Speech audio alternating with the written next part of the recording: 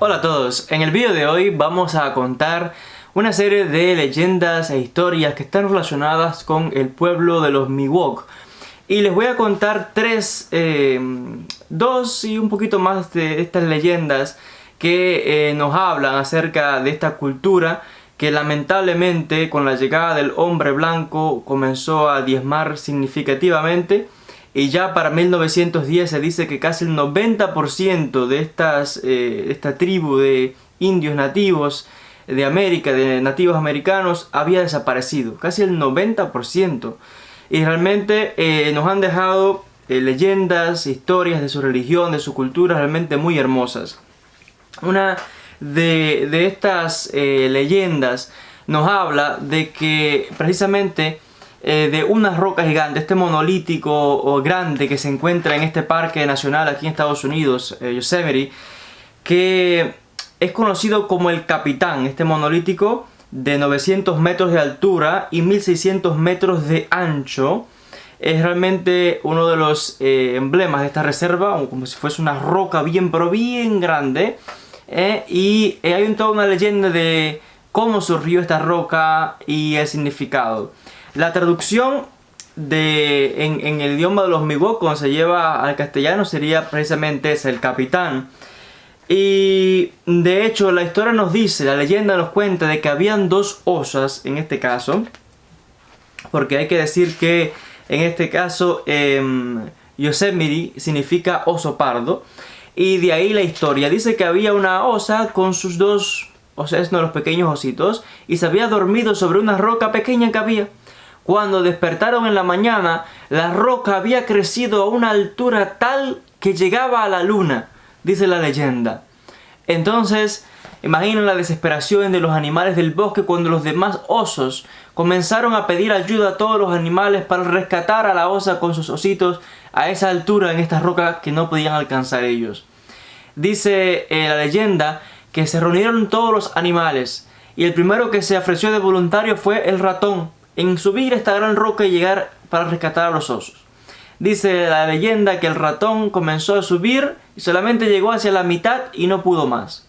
Luego se ofreció la rata y la rata subió un poquito más.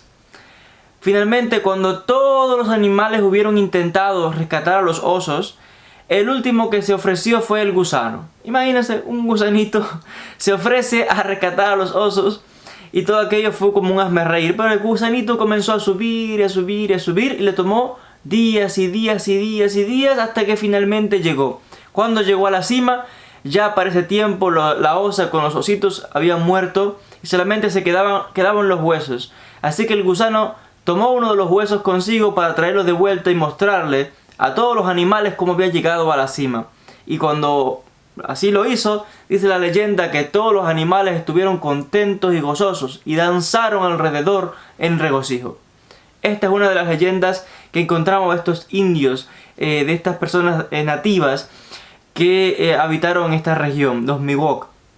Ahora, algo muy interesante también aquí es que en cuanto a la religión, por ejemplo, de los Miwok, que según afirmaban ellos, en un momento, por supuesto, habían diferentes personajes o figuras importantes que jugaban un papel significativo en la tribu.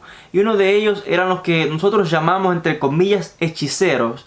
Pero hechiceros sería realmente un término injusto y un término erróneo, porque en realidad estas personas se veían como hombres sabios, como líderes de la tribu espirituales, los que eran capaces de conectarse con el mundo espiritual. Lo que, por ejemplo, para una persona no sé, por ejemplo, sería como el padre o el pastor o el papa o un líder espiritual muy importante que se conecta con Dios en otra cultura. Para los indios Miwok, este personaje era aquel hombre sabio que era capaz incluso de curar enfermedades, que era un adivino, que podía predecir el futuro, que aconsejaba a las tribus y que se conectaba con el mundo de los espíritus. Pero que por supuesto definiciones como estas de hechiceros, entre comillas, son definiciones del hombre blanco luego para, en este caso, demonizar en este caso la cultura de estos pueblos. Y según la religión de los Miwok, por ejemplo, cuando una persona estaba enferma, tenía estas dificultades, iban a ver a este hombre sabio de las tribus, y él, por supuesto, luego de adivinar, de danzar, de bailar, de convocar a los espíritus y buscar de alguna manera una solución a la enfermedad o al problema específico que atravesaba la persona, finalmente, como es lógico de esperar, ¿no? También, al no encontrar una respuesta científica al problema de la enfermedad, que decía de que, bueno, lo que le estaba aconteciendo a la persona era producto de que había desobedecido las leyes, en este caso de la religión, o que había cometido alguna especie de error o de pecado, y que por ello como que Dios o los dioses le estaban castigando, y por ello tenía que hacer algo ahora para encontrar el favor de los dioses, para apaciguar a los dioses, porque los dioses estaban un poco molestos con él de alguna manera. Y había algo que se hacía, es que por ejemplo si había una herida, como que se chupaba de esa herida, literalmente, pero era como una alusión simbólica mostrando que se extraía el mal de la dolencia que aquejaba a la persona.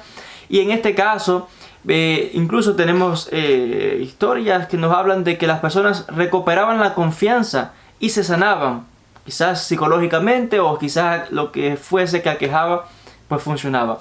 Y tampoco es algo tan ajeno, ¿no? Es lo mismo que encontramos en todas las demás religiones. Cuando las personas atraviesan dificultades, van a ver o al rabino o al pastor o al imán o a diferentes personas, y en muchos casos siempre tratan de encontrar una respuesta al por qué le suceden las cosas o por qué ocurren las enfermedades al hombre, o que es porque has violado, o es porque la ley, o es porque has cometido un pecado y ahora tienes que pedirle perdón a Dios, ¿no? Entonces, de otras culturas a lo que encontramos comúnmente en la sociedad no hay mucha diferencia. Todas las religiones vienen con la misma explicación en este caso. Y algo muy interesante también en cuanto a esto es la costumbre de cuando las personas fallecían, los Miwok en este caso cremaban a los cadáveres en este caso. Y hay toda una leyenda un poco bonita de cómo los Miwok comenzaron a quemar en este caso a los cadáveres de las personas fallecidas. Y es que dice la historia de que cuando el primer